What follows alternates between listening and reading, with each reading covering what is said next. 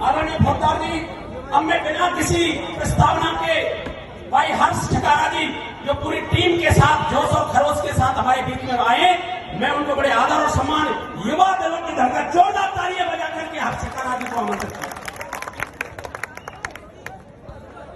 सम्मान के योग्य सम्मानित बुजुर्ग नौजवान साथी, आवाज सुन रही मातर शक्तियां, सभी के चरणों में आपके बेटे आपके बच्चे हरियाणा से आए हर्ष सितारा की हाथ जोड़कर आऊंगा। मेरी आप सबसे एक विनती है, मैं कोई नेता नहीं हूं कि आप लोगों को भाषण दूंगा, मैं आप लोगों की बातें बताऊंगा। प्यार से आप लोगों ने सुन ली है, हाथ जोड़कर विनती है 2 मिनट तक किसी की आवाज नहीं आनी चाहिए। जो मैं बातें बताऊंगा मैं गारंटी देता हूं इतिहास के अंदर आप लोगों को आज तक ना तो किसी ने बताई होगी, ना अपने जीवन में किसी से सुनोगे। भाई साहब थोड़ी ही आवाज कम कर दो, भाई थोड़ी आवाज कम कर दो, धन्यवाद। हिंदुस्तान के अंदर महाभारत का सबको पता होगा। आप सोचते हो महाभारत एक हुई थी, आज मैं आप लोगों को बताऊंगा हिंदुस्तान के अंदर एक नहीं 2 महाभारत हुई थी, 2। अगर आप लोगों को पहले ही चेतावनी भी देता हूं, अगर ऐसे ईमानदार इंसान का जो आपके बीच में बैठा है नैन सिंह फौजदार, अगर ऐसे इंसान का आप लोगों ने साथ नहीं दिया, नोट कर लेना 2023 के बाद तीसरी महाभारत भी होगी। महाभारत बताता हूं कैसे 2 हुई थी।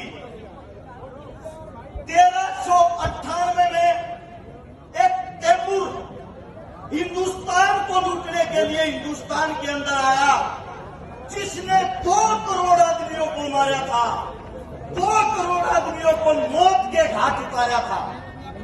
आप लोगों को बताता हूं हिंदुस्तान के अंदर जब उस तैमूर ने एंट्री करी, जो आज के टाइम सैफ अली खान अपने बेटे का नाम तैमूर रख रहा है, उस तैमूर की बातें कर रहा हूं मैं।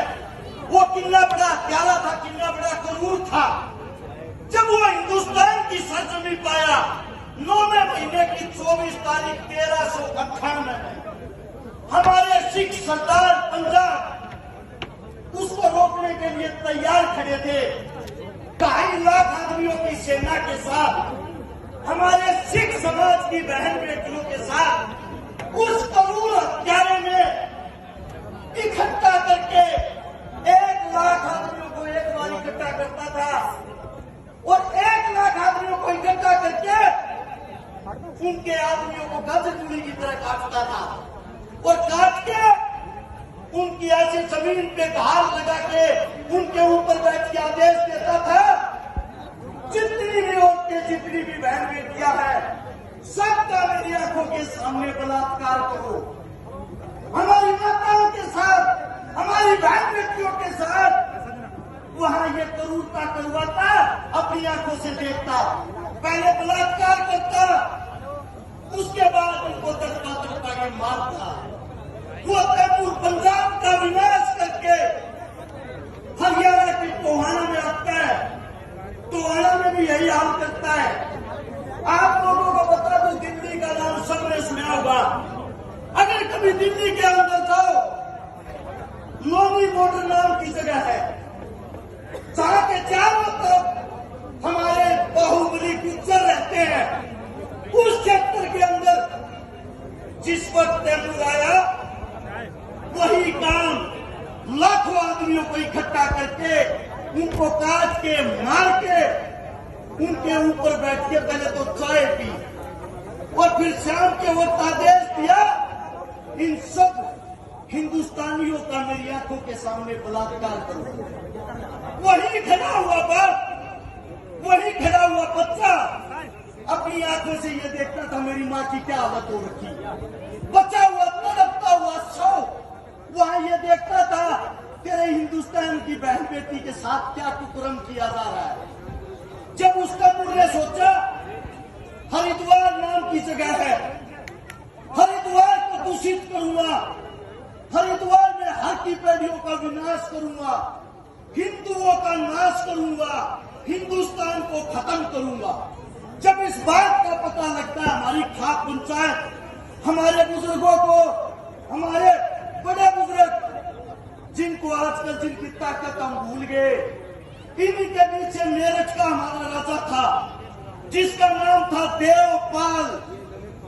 देवपाल ने आदेश दिए खाप पंचायतों को बुलाया जाए, खाप पंचायतों को इकट्ठा किया और देवपाल खड़ा खड़ा करने लग रहा है, एक बहुत बड़ा प्यारा आ रहा है और बहन बेटियों के इज्जत की, हक की, हमारे धर्म की लड़ाई है। उस करूर से हमें हिंदुस्तान को बचाना है। बोलो इसकी जिम्मेदारी कौन लेगा? आपने सुना होगा महाभारत में एक भीम था, वही भीम दूसरी महाभारत में भी था जिसका नाम था सेनापति जोगराज सिंह गुर्जर। जोगराज सिंह गुर्जर ने हाथ उठाया, महाराजा साहब आदेश दो, आपके लिए खून की नदियां बहा देंगे, अपने हिंदुस्तान के लिए खून की नदियां बहा देंगे। उस जोगराज सिंह गुर्जर को जिम्मेदारी दी, ऐसे ऐसे तैमूर नाम का एक हत्यारा हमारे बीच में आ गया, उसको रोकना है। जोगराज गुर्जर ने कहा जब तक मेरे अंदर जान रहेगी, जब तक मेरे अंदर एक बूंद रक्त रहेगा, मैं मेरी मातृभूमि, मेरी मातृ शक्तियां, मेरे हिंदू धर्म के लिए लड़ता रहूंगा। वहां पे दूसरा उप सेनापति था जिसका नाम था दुल्ला भंगी, वाल्मीकि समाज से। महाराजा साहब के सामने बैठकर अपनी तलवार निकाल के अपनी जान को काट के खून के छींटे महाराजा साहब के चरणों में देता है और कहता है जाति से वाल्मीकि हूं, दिल से नहीं। वाल्मीकि कितना ताकतवर होता है वो मैं दिखाऊंगा इस क्रूर हत्यारे को। और राजा साहब ये तलवार उस हत्यारे का खून पी के उल्टी मैदान में बढ़ेगी, वरना मैं आपके सामने कभी गर्दन उठा के शक्ल नहीं दिखाऊंगा। इसके साथ तीसरा उप सेनापति हरवीर गुड़िया जाट, चौथा बोंदू सेड़ी, पांचवा आप लोगों को बता रहा हूं, गौर से सुनना, जो आप जातिवाद में लड़ते हो, मरते हो, मिटते हो, आप लोगों के सामने ये बात बतानी पड़ेगी मेरे को। एक की भी जाति एक नहीं, एक इंसान एक परिवार का नहीं। उन्होंने 80,000 बुजुर्गों को, नौजवानों को इकट्ठा किया, 40,000 औरतों को इकट्ठा किया, 1,20,000 हमारी टोटल सेना, 2.5 लाख आदमियों के साथ लड़ने को तैयार, जिनके पास हथियार, बंदूकें, घोड़े, सब कुछ। जब जिस वक्त तैमूर आया, उस तैमूर के पीछे मेरठ से अपनी सेना लगती है, युद्ध करते करते हरिद्वार पहुंच जाते हैं। हरिद्वार के पास जो है ज्वालापुर, ज्वालापुर के पास जो हरवीर गुड़िया जाट तैमूर की छाती में सीधा भाला मार देता है। हरवीर गुड़िया जाट पर सीधे 60 तलवार वाले टूट पड़े। जोगराज गुर्जर ने देखा मेरा भाई मुसीबत में है, अपने भाई के पास अपनी जान की परवाह करे बगैर अंदर घुस गया। एक हाथ से हरवीर गुड़िया जाट जो घायल है उसको कंधे पे उठा रहा है, दूसरी तलवार से गाजर मूली की तरह आदमियों को काट रहा है। 5,000 आदमियों को अपनी भाई के लिए जो उसके जिस्म पर वे निशान थे, उनके लिए 5,000 आदमियों को काट भगाया। तब पता लगता है जोगराज सिंह गुर्जर को घेर लिया। दुल्ला वाल्मीकि अपनी सेना के साथ वहां घुसता है, 1,300 आदमियों को मौके पर काट देता है और ऐसे करके उस हत्यारे तैमूर को, उसकी 2.5 लाख सेना को, 1,60,000 आदमियों को मौत के घाट उतार देते हैं। अपने खाप पंचायत के नौजवान, अपने खाप पंचायत के योद्धा, और वही तैमूर इन बुजुर्गों से, इन जाटों से, इन ब्राह्मणों से, इन राजपूतों से, इन आयर वालों से डरता हुआ वापिस हिंदुस्तान को छोड़ के अपने देश में भाग जाता है। आज सबसे बड़ा चर्चा का विषय, आज अगर कोई जाट रोड के ऊपर मर रहा है, अगर उसके पास से जाट ही जा रहा है, पता है क्या करेगा? मरने तो साले को, हमारा क्या था? अगर आज कोई राजपूत मर रहा है, उसी का भाई उसकी टांग खींचता है। आप लोग कमजोर नहीं थे। हमारे बुजुर्गों ने हमें ये संस्कार कभी नहीं दिए कि आप जाट राजपूत गुजर बामण बन के लड़ते रहो।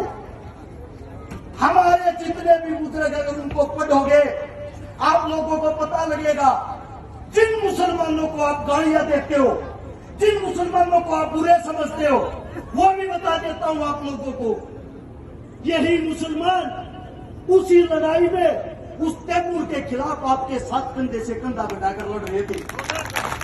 अब आप लोगों को मनाया जाता है, आप लोगों को फुसलाया जाता है कि मुगलों आए, मुगलों ने देश का विनाश कर दिया।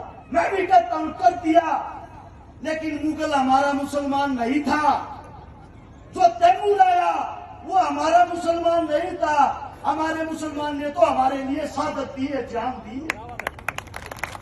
आप लोगों को बताता हूं, ये राजनीति ओछी और घटिया राजनीति करने वालों को बताता हूं, हमारे को जातिवाद में मत बांटो, हमारे को धर्मवाद में मत बांटो। हम सबका भला करना चाहते हैं, सबके साथ भाईचारा करना चाहते हैं, सबको साथ लेकर चलना चाहते हैं। मैं आप लोगों को बता दूं, मेरे पिता तुल्ला समान मेरे सामने जो नेम सिंह फौजदार खड़ा है, इस हिंदुस्तान के अंदर 4000 प्रोग्राम मैंने अटेंड कर लिए। आज तक मैंने एक भी नेता का गुणगान नहीं किया है। उसका कारण ये है, ये नेता नहीं, ये इंसान है जो आप लोगों के लिए जान देने को तैयार है। और मैं ये कहता हूं, अगर इस इंसान के साथ गद्दारी होगी, अगर इस इंसान के साथ धोखा हो गया, अगर ये इंसान अब की बार भी चुनाव हार गया, आप लोगों को बताता हूं तीसरी महाभारत यही होके रहेगी।